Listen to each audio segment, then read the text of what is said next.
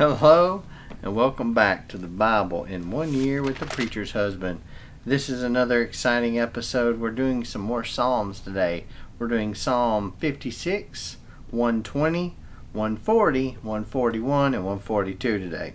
Now tomorrow we're going to jump back into Samuel because that's where the timeline it picks up at 1 Samuel chapter 25 through 27. So we'll see you tomorrow for that. So, Psalm 56. Let's get started. So, the title for this is A Call for God's Protection. And this is for the choir director. It says, according to a silent dove far away.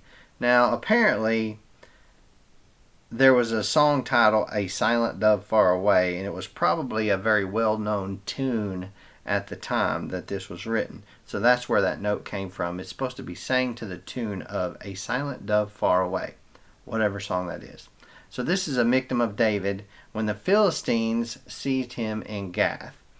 And verse 1, it starts out, well, the historical setting here for this psalm is 1 Samuel chapter 21, which we have read. Verse 1, be gracious to me, God, for a man is trampling me. He fights and oppresses me all day long. My adversaries trample me all day, for many arrogantly fight against me. When I am afraid, I will trust in you. I love that. When I am afraid, I will trust in you. What better time? Verse 5 here, there's a twist in verse 5. It says, they twist my words all day long. All their thoughts against me are evil.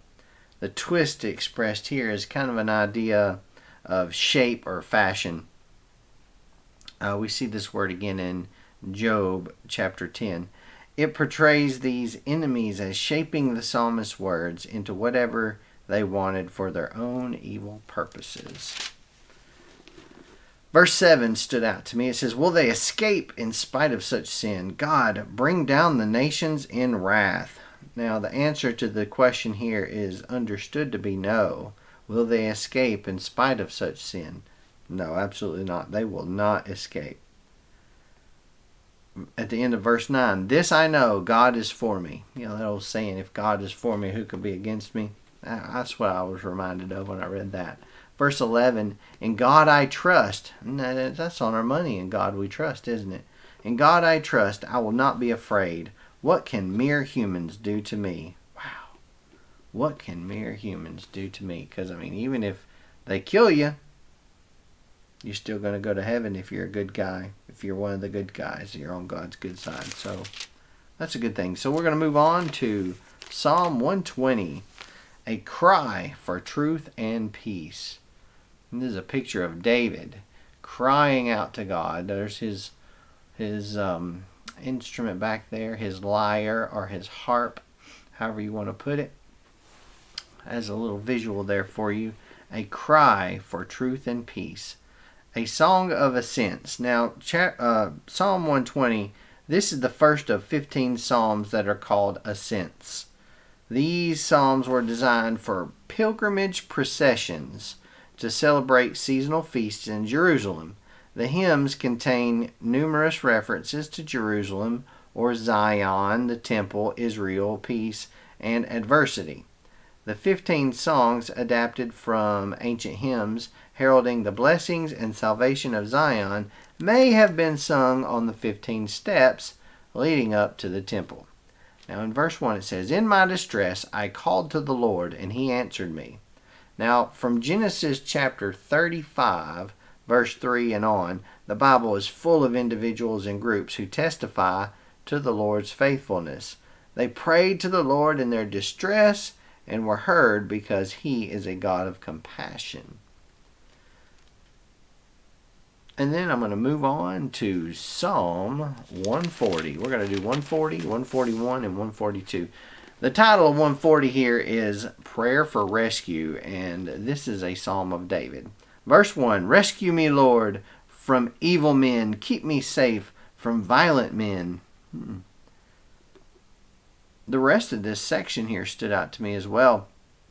Who plan evil in their hearts. They stir up wars all day long. They make their tongues as sharp as snakes bite. Viper's venom is under their lips.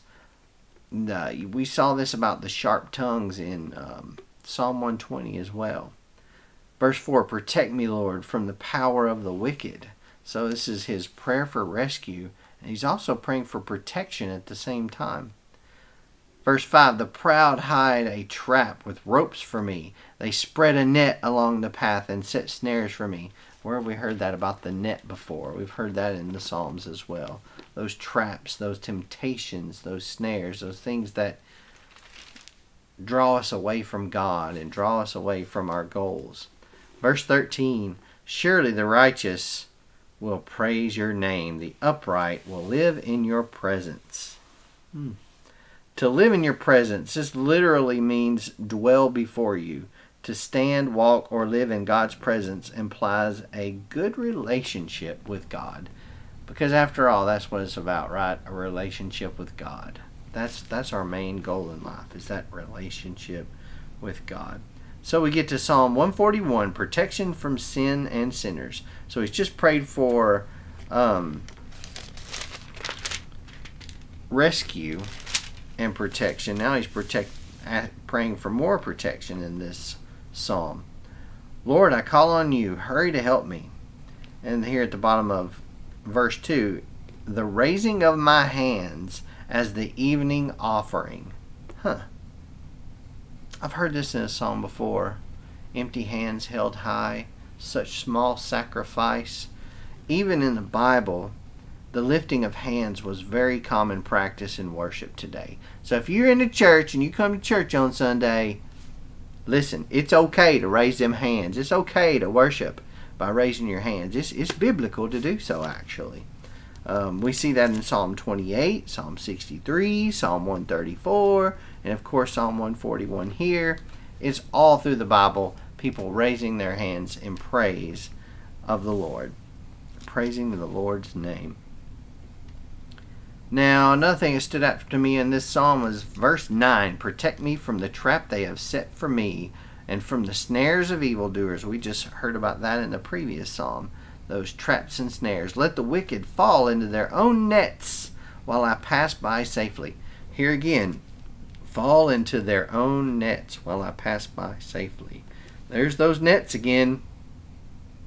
That's talking about God guiding the wicked to fall into their own traps instead of trapping me or instead of trapping David. Trapping themselves. Alright, the last psalm is Psalm 142, and it's titled A Cry of Distress. This is a maskil of David when he was in the cave. And this is also a prayer. It's more of a prayerful song. When he was in the cave that's referred to here could be one of two caves. It could be Adullam, which was in 1 Samuel 22, verse 1, or it could be En Gedi, 1 Samuel 24, verse 3 and 4, that we're going to read about tomorrow. So that puts you into the time frame and the perspective of where this is talking about. I cry aloud to the Lord. I plead aloud to the Lord for mercy. So he's pleading for mercy. This is a cry of distress. Verse 5, I cry to you, Lord. I say, you are my shelter, my portion in the land of the living. And then to verse 6, rescue me from those who pursue me, for they are too strong for me. Free me from prison, so that I can praise your name. The righteous will gather around me, because you deal generously with me. Now in verse 7 up here, being hunted and having to hide was like being in prison. That's why he's referred to being in prison. It wasn't a physical prison, it was just him having to hide. He felt like he was in prison. It is appropriate for deliverance to be followed by a public praise, biblically. You deal generously with me, as it said here, is literally you pay back on my behalf, which could have a double meaning. God would reward David and punish his false accusers at the same time. And that's it for today. I hope this has touched you. If it has, click the like button, the subscribe button, and of course, click that little jingle bell so you can get notified the next time I upload a video, which will be tomorrow. And we will see you then for another episode. Adios. By the way, it's Shiny Orange Vest Day. I hope you enjoy Fluorescent Orange Vest Day.